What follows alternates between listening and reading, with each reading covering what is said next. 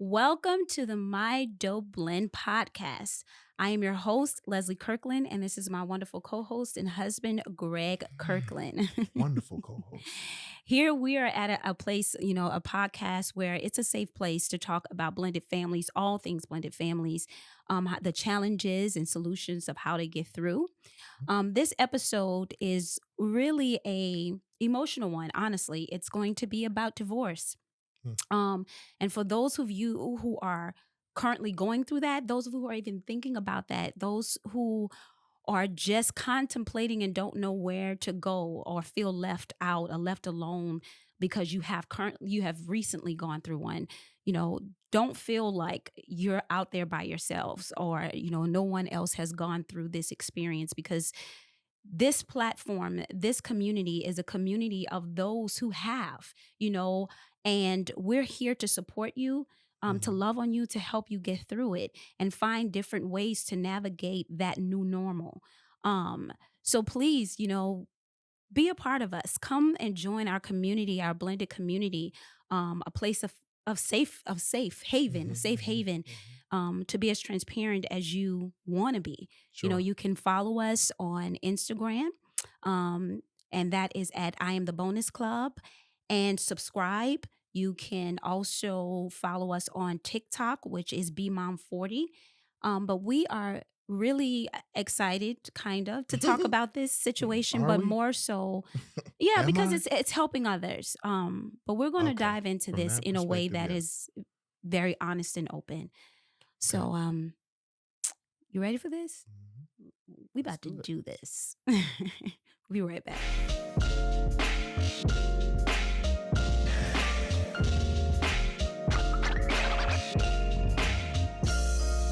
All right.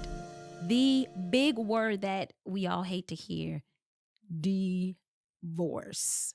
Ugh, God, it almost feels like a death, It to is. some, a ending. It's so final in regards to a relationship. So, in this episode, I'm really going to let my husband talk about it because honestly, I have not experienced, divorce. I've experienced the back The end, the aftermath. aftermath, Mhm. yes, of Mhm. divorce because of my husband. Mhm. So I want him to kind of give his journey, be open, be transparent, about it, and kind of bring us along with you. Sure. Thank you, How everybody. old were you when you got married? Let's talk about that. I had just turned, no, I was 21, about to turn 22. Um, my ex-wife and I met when I was 15. We were 15. We were members of the same church, and uh, we uh, attended the youth ministry together, and and she was pretty. She's beautiful, and I was young, and I always considered myself to be the ugly duckling Mm. in school. Um, I always considered myself to be um, the one that really wasn't the most hip. Now I had some popularity, but it was because of my gift. I could sing, you know. Mhm. So that's what kind of gave me a level of popularity and notoriety and things of that sort. I was singing with a singing group, and we were traveling, and my wife likes to throw shade at my singing group, but we was big time. I was in this group Mhm. called Five Young Men, and we were big. Where are they now? I'm just kidding. We were big. Okay. Anyway, I mean, that was where my level of notoriety was in, being at the church and having this gift at such a young age. I was directing the adult choir, and I was, working with the youth church, and music was just all in my background from my parents, from my dad.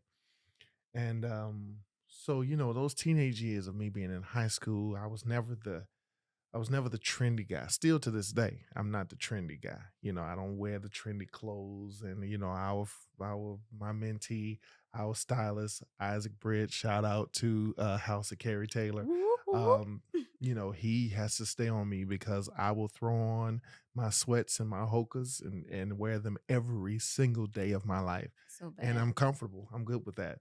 Until it's time to put on a suit. Yes, Yeah, that is his that's thing. different now. You say suit and it's going down. But every day that was just, even as a young kid, that was not my thing. Mhm. Uh, so um my ex-wife was she was the pretty girl, the beautiful girl that the guys were into, Mhm. you know.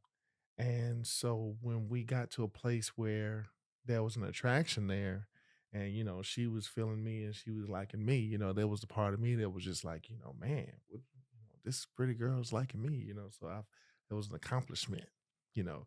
And we vibe. We were young, she had a car, I didn't have a car. But because of my group that I was singing with, and we were making money, so I had the money, so we would go out and just have a good time, all through the end of high school. Uh, High school seniors together, graduated the same year, and then she went off to college, and I didn't go to college. Um, so we dated all through that time, and just we were each other's first. TMI maybe, but that's just Mhm. a part of my story you know, and being, having such a spiritual religious background, you know, even that dynamic of things kind of played a, I won't even say kind of, they played a part in my desire to want to be in right standing with God. I wanted to, if this is what you're going to be doing, do it right and, you know, go down the right pathway. So we got engaged 2021 and got married just before my 22nd birthday. So we were 21. So now we're married. Here we are. Uh, we had Kirsten uh, when we were 24. We had Kirsten at 24 and then turned around and had Kyla at 25. So by 25, I was married with two children. Um, and I mentioned previously that I enjoyed marriage, Mhm. you know. Um, there were some dynamics between the two of us that didn't quite click. Um, Did you know that before you got married? Was that there it prior was, to? but we were teenagers, Okay. you know, Mhm. and so there was that thing of, it'll change, it'll get better, the things that I knew within myself that were just like, that's a bit much to deal with. And not to say that she didn't feel the same about, characteristics that I may have had. Um, but when you're younger, you don't like the new thing now is red flags. That's the new thing. Mhm. The new thing is the red flags, Mhm. I mean, it's all on social media and everything is the red flags now. But at in 2001, 2002, at least from our scope of things, you didn't talk about red flags. You there were things that you notice and you'd be like, man, why, it shouldn't be like this. It shouldn't be this hard, or we shouldn't have this struggle, or we shouldn't have these issues. Um, but you don't necessarily at that time, you didn't see them as red flags. You just saw them as young love, high school sweethearts, uh, you know, growing up, growing pains, changes of that sort, Mhm. you know. Um, so here we are now, mid 20s, two children, um, not making a whole lot of money, you know, and having the struggles of daycare and having financial issues and concerns and trying to navigate through career and where you're gonna It's a go and lot things of that sort. It while was trying to figure out while who trying you to be are. while trying to figure out who you are and also Mhm. be parents Yeah. of two human beings. You know, that's a lot. Mhm. Um, so it just became a thing for me. You take all of those dynamics, and you add that my ex-wife uh, was and is a very headstrong person, as Mhm. I am as well. I'm a Leo. Mhm. So you have two headstrong people, and but I mentioned previously that I didn't really know my voice. Right. You know, um, I was very passive as a young man. There was just a lot of things that I just, I'll be patient, and she's just being her, and I'm just being me, you know. Um, Not very big on confrontation, not very big on, not wanting to trying to have a harmonious household, Mhm. those types of things. Um, so there were lots of things that, whether I felt comfortable with them or not, would just kind of go along with them from because of my passive nature. I see a lot of that in my dad. Okay. You know, my brother's, very passive. Mhm. Um, and that's a blessing and a curse. Yeah. Our wives love us, Mhm. because we are patient, kind, and to a certain extent passive. I've just learned how to balance that Yeah. better. Um, I got to a point toward the end of our marriage where I started to have to admit to myself that I had become who I wasn't, Ooh. because in my opinion, from my perspective, I had made lots of concessions in being passive. By my passive aggressiveness, I had made lots of concessions for the happiness of someone else. Mm. I had to realize that I was not happy with me because I didn't recognize me because I had allowed myself to become somebody else at the at at the benefit of someone else, to please someone Someone else. else. And when I started having those conversations with myself, um, I started realizing that I wasn't happy. I wasn't happy with me. Mhm. Um, and because I wasn't happy with me, You you can't couldn't be happy be with with somebody somebody else else. because you're not happy with Exactly. you. Mhm. Um, and it just progressively heightened and increased. And I got to a place where I had to say, this ain't working for me. Um, Now I had two children. Right. So I had to make a decision, and I can stand 100 10 toes down and say that there was a point that I had to make the decision that I cannot stay in my marriage because of my kids, because eventually that would bite me. I felt like that would eventually negatively impact me and my kids if I stayed just for them. Did you find yourself after, so did the unhappiness come after both of them? After Or both both the girls, girls were born, or were you starting to feel that before or in well, between? well, my passive aggressive nature, Mhm. allowed things even pre-marriage. Pre-marriage. Yeah, um, and again, I mean, if she was allowed to share her story might be completely opposite of mine. She would have her own thoughts as well. Mhm. Um, but I can only share from my perspective, Correct. from my side. Mhm. And from my perspective, from my side, um, my passive aggressive nature just allowed a lot of what didn't necessarily bring me happiness to happen, which Mhm. ultimately led to unhappiness. Yeah. Um, you know, but I making that decision that I would not stay, um, for the sake of the girls, um, was probably the the biggest and hardest part of the decision to say, I no longer want to be married. I had to deal within myself of the concerns of embarrassment because I was in ministry, And the church can do that, uh-huh, unfortunately. judgment, Judgment, yep. condemnation, Mhm. people. And let me say this: we had done a very good job of putting on a facade that we were happy. So then you have the dynamic of the people that would look like what? But then you would have the people that knew the truth as well. Right. In other words, there were, when I had to make the decision to do that, and when we actually went forward with it, you know,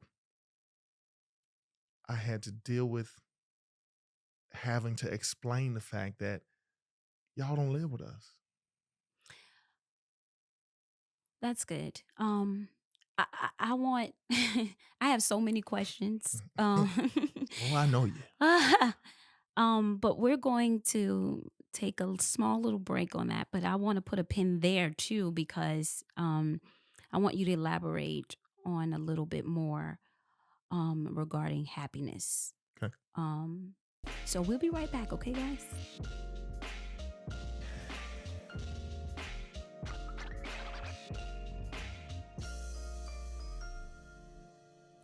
Okay, so you said, about you were unhappy with yourself. But I guess at that young age, Hmm. what are your expectations of marriage? Like, do you even have any? Like, because you're so young, you only go by what you see. Right. And granted, your parents have been married for 40 plus years and mine as well. Hmm. But what do you have to go off? Like, you're just going off a feeling to me. And maybe I'm wrong. Well, actually, you hit the nail on the head. On the head, you're going off a feeling. Hmm. See, when you're young, you base love off of feelings. Hmm. Uh, I ain't never felt, I've never felt like this about anyone else before. You know, I feel so when I'm with him or when I'm with her. I just I feel butterflies. I feel loved. I feel this. I feel that. Problem with feelings is that feelings,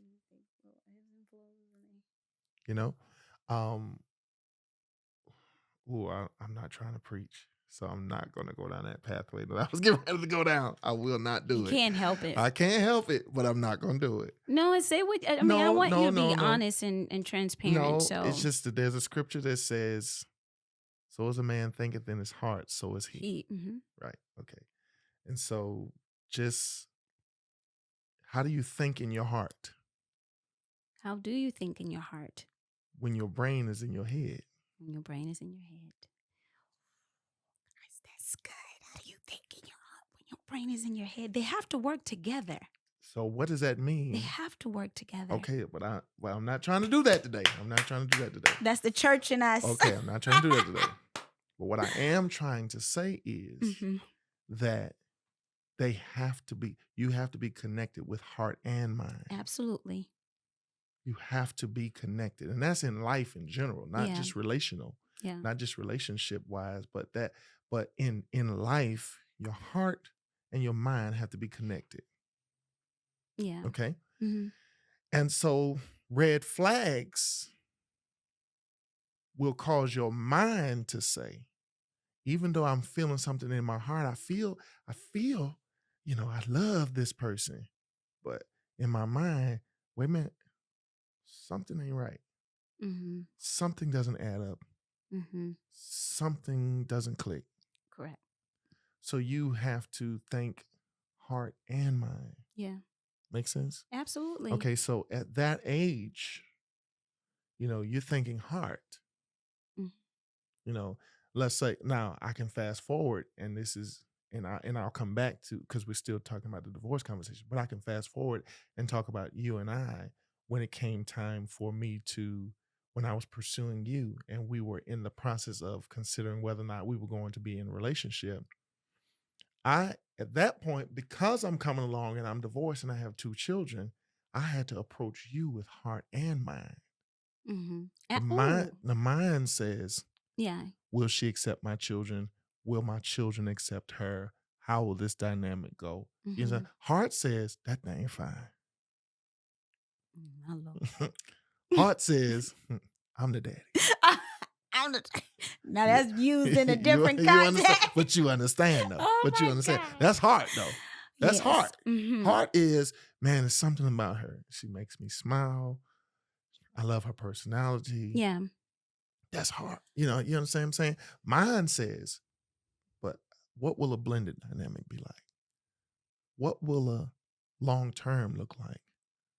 You understand? Yeah. And I didn't necessarily, I wasn't mature enough to understand that concept Mhm. going into my first marriage. Did you all do premarital counseling? Yeah, we did. Do you think it gave you the tools you needed in order to make that decision of whether this is something you should or shouldn't do? And I'm asking for a reason because we did it too. But I just, We did go through premarital counseling with a wonderful couple. mhm. Um, they did give us great tools. The number one tool that I will never forget out of those premarital sessions was that they gave us the notion and the idea that divorce is not an option, Mhm. which messed me up in the end.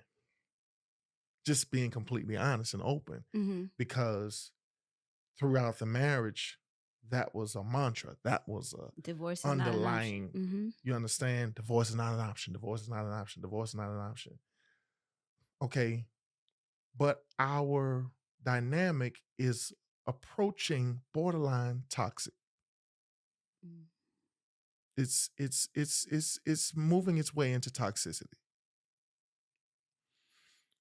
I- Is Divorce is divorce not an still an option. option? Wait, so wait a minute, because in a minute my kids are getting ready to be brought up in toxicity. Yeah. So I guess the question is, are you supposed to say divorce is not an option or divorce is the last option? Like how do you phrase that? Because I get it, oh, Well, it's so hard. that's 10 episodes, right? That's 10 That episodes. question Yeah, right there is because 10 now we live in episodes. a day and age that they're like 21 days, it's over. I'm done. Right, right. Well, but which leads you No to shade. ask the question of, no shade at all, because it's a reality. It's Mhm. 2024. Mhm. Most people get married. Most people get married now with the understanding that if it doesn't work, I could just get a divorce. Right. That's the It's too approach. easy. Right. But then at the same time, there's a dynamic of our ancestors and our grandparents and great grandparents, yes, they had the understanding that divorce was not an option as well. But in many cases, grandma and grandpa was sleeping in different Separate. beds. They were sleeping in different rooms. They Yep. was tipping down to the juke joint. Mm. They was, you understand? So there was a level of toxicity, but divorce was not an option. Because See? you have to create that facade for your what they say for your children And for the community, and for for the the church, community and and for the, he the oh, I pastor, stayed with him. he the Yeah, councilman, or yeah. he the You this, see, yeah. so then you have that dynamic. So the question really should be, what is the middle ground that that causes people to be more thoughtful before they get into a marriage to avoid divorce? Okay. So it's like, I got a divorce. In my opinion, I had gotten married too young. I didn't know myself well enough to be in a marriage. I didn't know what I liked and what I didn't like enough to be in a marriage. I didn't know my voice enough to be in a marriage. I didn't have the I didn't have the thing that I have with you. See, we have our moments. We ain't perfect. No. We have Mhm. our moments. But I'm grateful that I could come into a relationship with you and say, I have to be able to be brutally honest. Mhm. I have to be, don't ask me, do I look fat in this? Don't ask me that. Because what I'm going to say, Tell you gonna tell you the truth. I'm I gonna think you should wear the other dress. take, listen to me. Ah, You might wear that other one. You Yeah, but you you had understand? to be you had to be you. You had to be your authentic self in order, yeah, I get it. Yeah, I but get it. I came into that though. You were I very direct really, with really that. did. I came Mhm. into that, and I had to learn that I can be honest in a loving way, but I have to be able to be honest. I don't want to sugarcoat. I don't want to pussyfoot around it. I don't want to have to bite my tongue. I don't want to be thinking one thing, but feel like I can't say what I'm thinking. No, I'm not doing that. But how do you have all those thoughts because that's the mind, but then your heart Yeah. is No, saying another thing. okay, watch this. And we here, you know, we are so secure that I can make this statement. Mhm. When you ask that question, guess what? My heart can still make the statement that I still love my ex-wife. Mhm. I have enough love and respect for her to want to see her be happy, Mhm. to want to see her continue to be a great mother to my daughters, Yep. for her to be happy that she's found someone that makes her happy. Absolutely. Um, that's my heart. My heart never stopped having love for her. Mhm. Now, it got to a point where I was no longer in love, the type of love that a husband should have toward a wife. I stopped having that Mhm. while we were still married. I had to acknowledge the fact that I didn't have the love for my wife that a husband should have for a wife. I had to acknowledge that. I had to be honest with myself, with her, with God, with my community, with my children, with everybody. I had to be able to say that. Were you disappointed in yourself for feeling that? Yeah. There's a level of failure that you feel. Um, you started out the episode by talking about it almost feels like a death. That is absolutely true. When you divorce, you mourn. You mourn the death of a relationship. You mourn the death of um you mourn the death of a dream because you get married with the dream of I'm gonna have a happy marriage. This is gonna be forever and we're gonna die old and our we're gonna be with our grandkids and we're gonna, you get married with those ideals. When it doesn't happen, you gotta mourn that because what I had in mind didn't work. Am I a failure? Did I run out of my kids? Mm. Uh, you know, are they gonna understand? Um, will they ask me the hard questions? Will I have the strength to answer them? Mhm. Um, will they look at me as a failure? Will they want to go with me or go with their mom? Ooh, because you didn't know how that was going to go. Don't know. And then the struggle that comes behind that when you finally make the decision of, okay, I am ending my marriage. Mhm. This is done. Yeah. Um, what would you tell someone that is contemplating divorce? Um, Male or female, what would you tell them to do or navigate that decision? Um,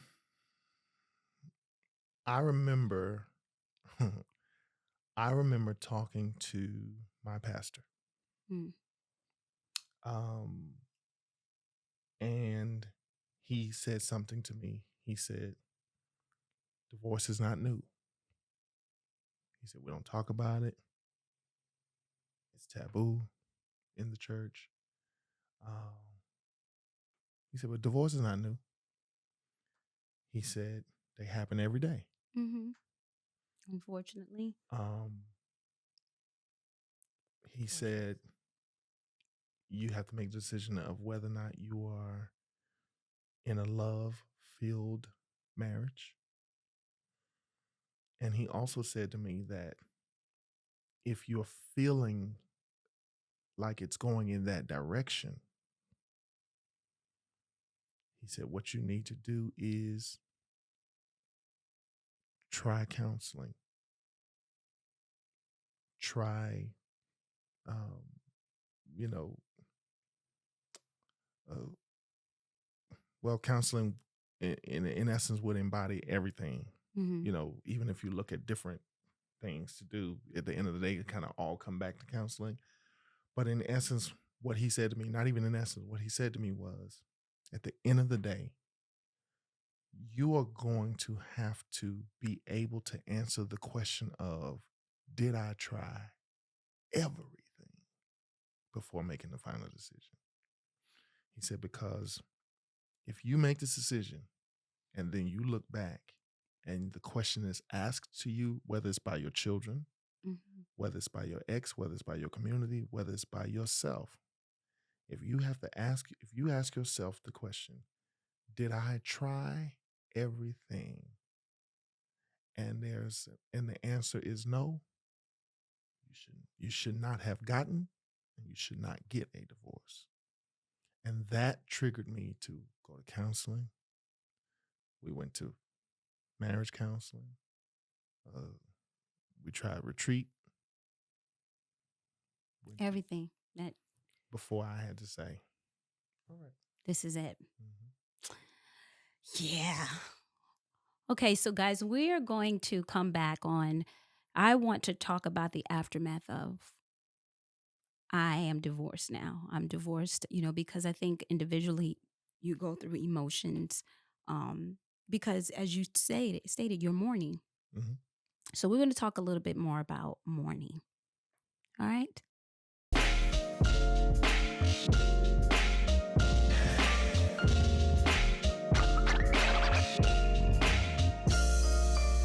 All right, guys, we're back. So we are going to talk a little bit more about this divorce. But I want to dig a little deeper into the phrase that my husband stated of mourning it. Mourning can come in so many different ways and flows when you're dealing with the end of a relationship. Especially when you have children involved. So I really, really want you to be transparent about the mourning of that all. Um, and I definitely will talk in a little bit about what I was able to see because I witnessed some of your mourning. Mhm. So let's talk about that. Okay. Be transparent. What after you said I want a divorce, I'm Mhm. done. Mhm.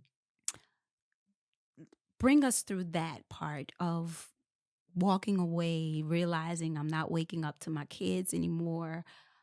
This doesn't exist anymore because you're not just letting her go, you're letting what was, the dynamic of your in-law, all that's gone Mhm. from a perspective of we're married. Mhm. It Mhm. looks so different now. Mhm. So, then now you're living on your own. Now you went Mhm. from living together and now you're Mhm. living on your own. And now you got to Mhm. take care of the girls within that confinement as well as all that other process that comes with divorce. So Mhm. walk us through that a little bit. Um, I had gotten to okay. I am the type of person in every area of my life Mm-hmm. that before I make a decision, I think it all the way through to the end. Mm-hmm. All the way through to the end. Mm-hmm. Before I make any decision, I think it all the way. I can't stress that enough. Mm-hmm. I think about every scenario. I think about every obstacle. Mm-hmm. I think about every argument that could be made about my decision. Um, and so I did that even before I divorced. Um, so with that, by the time I got to a point of saying, okay, I'm ready, Mm-hmm. I was ready because I had thought it all the way through to the Mm-hmm. end. Mm-hmm. because if I'm going into this unprepared, uncentered, I'll waver and then I'll be teetering, and there are too many people involved. There's too many uh, emotions at stake for me to make this decision and not be 100% secure. But you knew. Yeah, She didn't. right. You were So, ready. She wasn't. right, Okay. right. Uh huh. You know, but I had to, which being 100% honest, and I said this. I'm not sure if it's remembered that I said this, but I did feel this way at that time. I was a little bit thrown that she wasn't, only because, again, toward the end, things weren't sweet. Hmm. So, I mean, we would go days and days and days and days and days without speaking to each other and just existing in the same house, putting on a united front. Now we could ride in a car, not speak to each other, and get to that church, and you would think that we were the happiest couple. And then we would get back in the car and head home And not say a and word to not each say other. a word.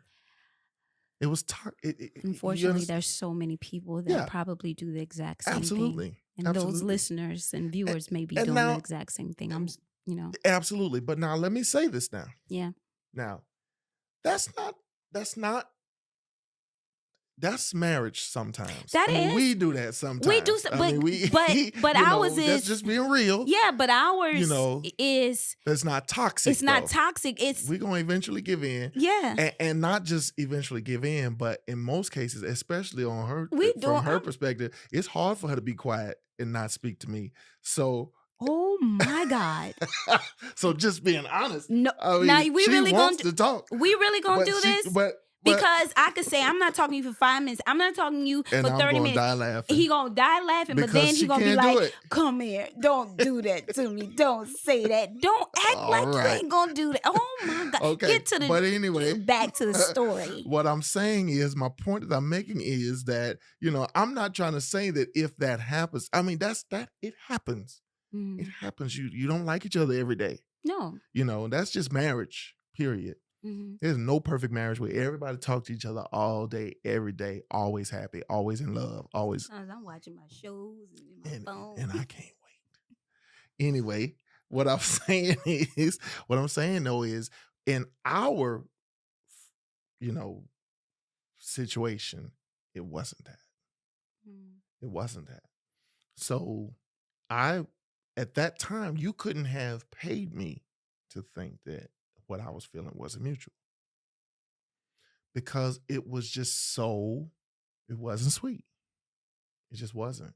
So, when it came time and I finally, said, yeah, this is how I'm feeling. And I don't think that we, should do this anymore. And I think that we should, separate. And because we went to a separation first, uh, and then eventually I had to say, no, I don't think we should do this no more, and that's when the divorce process started. Um, I thought that it was mutual. It was, when she explained that it wasn't, that's when I had to then continue to stay within the decision that I had made within myself of, I feel like it's time. Hmm. I feel like I can't go on. Hmm. If you feel like you could, I respect that. I apologize about that, but I Can't do it. can't go on. I'm unhappy. I'm Mhm. just not there. Um, so, all right, so we get there, we make this decision, we go through the whole divorce process. Um, Here's what I remember. I remember that I may have gone to a church service, probably because I'm always in church. Um, and when I came home, she had cleared the house. Mhm. Um, her things, the girls' things, lots of the furniture, not all, but lots of it. I knew she was gone. Um, And I hadn't gone inside. I just knew that while I was gone, because we had discussed it.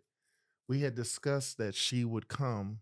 She shared with me that she was going to come while I was gone. She didn't want me to be there. Mhm. She wanted to make sure that I was gone when she did it. She so it wasn't like malicious. Mhm. I do want to make that clear. It wasn't malicious. We had discussed that while I was gone, she was gonna come get her things out the house. Her and the girls. When I got home, I didn't even go in the house. I sat in the garage and I knew what happened while I was gone. And I had an entire emotional breakdown and meltdown in my car in the garage because I knew it was over. So, this entire 12-year relationship, 5 years as teenagers, 7 years as husband and wife, it's over. My children were gone. Uh, my wife was gone. Their things were gone. I knew I was going to have to get out of my car, open up the door, walk into this house, and their things were gone. I had to face that. I had to sit in that. I had to mourn that. Mhm. I had to accept that. And I had to make sure that the decision that I made was what I wanted to do. Because at that point, ain't no stopping this time. I mean, the ball was rolling, train was rolling.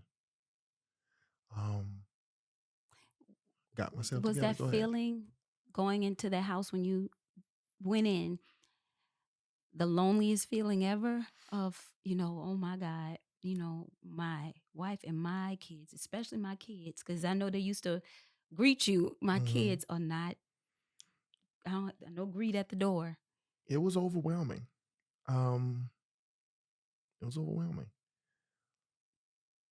Uh, because I can't say it enough, not to sound redundant, but I had to ask myself, Greg, are you in this? Greg, you do realize that this is real, right? This is realer than real. This is like this is happening. This is a thing. You in this house by yourself, sir. You better go in here and be in this house alone by yourself. Sure you ready for that? You sure this is what you want to do? And I had to Face it. face it. Yeah, I did. You did. In facing it, guys, there's so much more to this. So guys definitely have to subscribe to get more detail on this. But something I witnessed, coming in on the aftermath, not even the tail end, because I didn't know him then. So the aftermath of it, it was what, 3 years. I think it was 3 years. When I met Um, you, it had been 3 years. 2 years when we met. Okay, 2 years. It had been 2 years Right. after 3 years three when we years when we started started dating. dating. Mhm. Um, y'all, it doesn't go away overnight. It does not. There were little things, little triggers for him when we were just dating that literally, and I'm gonna be really transparent, that brought him to tears. It was little things because he was still dealing with it. He was still dealing with it. And as someone who never dealt with it, I had to be sensitive to that. I really had to be sensitive. And it almost hurt me because I knew I could see that he was literally almost at the time, and there's no shade to the relationship, but he really was in a prison within himself because he couldn't be free. And when I say free, it wasn't free to roam, it was free to be him. It was little things that I'm like, what but I'm like, but it was you had to release it to Mhm. embrace the new. He had to Mhm.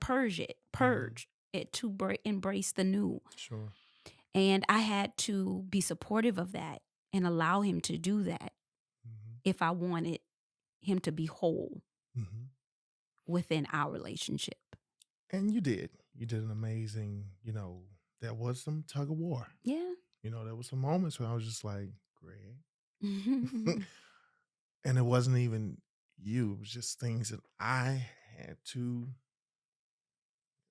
"Okay, you ready to do this again? You ready to for real get into a serious relationship again? Are you really ready to get tied down? Are you really ready to get, married again?" You know, um, I knew that I wanted to be married, Mhm. knew that I wanted to be married again, knew it without a doubt, because I believe that marriage is good. Mhm. I believe marriage can be amazing and healthy and fun and rewarding. And I believe that. And our marriage is evident of that. But there were times when I had to recognize that uh, Something that triggered you. another 5'1" Sagittarius from New Orleans. That's the only my similar. my ex was a 5'1" Sagittarius from New Orleans. Uh, I Isn't wasn't that sure if she put a crazy? root on me, Ugh. but I just I wasn't sure. But let me tell you this. Let But me. Oh, of course he had to say that. but, But you know, but the truth is, yes. Where I was born and raised in New Orleans, she was born in New Orleans and eventually moved here. born, yeah, But y'all, we are night and day. yeah, We are yeah, night and day. yeah. They are night and day, and Um, they're night. And I say that jokingly, yeah, honestly, but they are night and day. But at the end of the day, my lasting thought is that you know what I had with my ex-wife was necessary absolutely. for that time of my life and to Mm, produce my two amazing daughters. I absolutely. wouldn't trade it for the world because my daughters came as a product of that union and that time in that relationship. I just had to get to a place where I had to be honest within myself, honest with God, and honest with everybody around me to say, this relationship is not working. If we'll be honest, it may be time to move on to something else. And thanks be to God, I did. And I'm grateful because both, we're both in relationship, both remarried, both happy. And only God could do that. Absolutely. So, guys, whew, Jesus, that was a little heavy, but I hope that it definitely helped someone or others, period, within our blended community and those who are listening for the first time or viewing for the first time. Divorce is something serious, and it's something to be very what's the word? Not strategic, but would it be strategic? No. Mindful in regards to don't be so hasty in it. Yeah. Don't do that. Mm-hmm. Take the necessary steps Sure. before taking that leap into just saying it's over. Yeah. Um Mind and heart. mind and heart, mind and Yeah. heart. Mm-hmm. Um I hope this helped. I hope it gave you guys a viewpoint into Greg's life and how he got to that place. And it wasn't an easy place to get to, and he just didn't do it overnight. And now he's also hunky dory happy into this new marriage, but it took time. Even when we met, he was still going through that. So I hope you enjoyed it, guys, and please don't forget We got merchandise. I want to hear from you guys. Tell me your stories. Tell me where you guys are right now, even in this place, not only could I possibly be of help, but definitely Greg could be a of help to you all. Follow us, subscribe with us on Instagram. I am the Bonus Club and my Dublin podcast. Also follow us on TikTok at BMom40. I think our next episode, we're going to flow a little bit more into divorce. I think the co-parenting, and how what all of that looks like, and get a feel Whew. for that. Right? Sure. Okay. Now I may have to defer a little bit, but we'll see. But thank you guys for listening to My Dope Blend.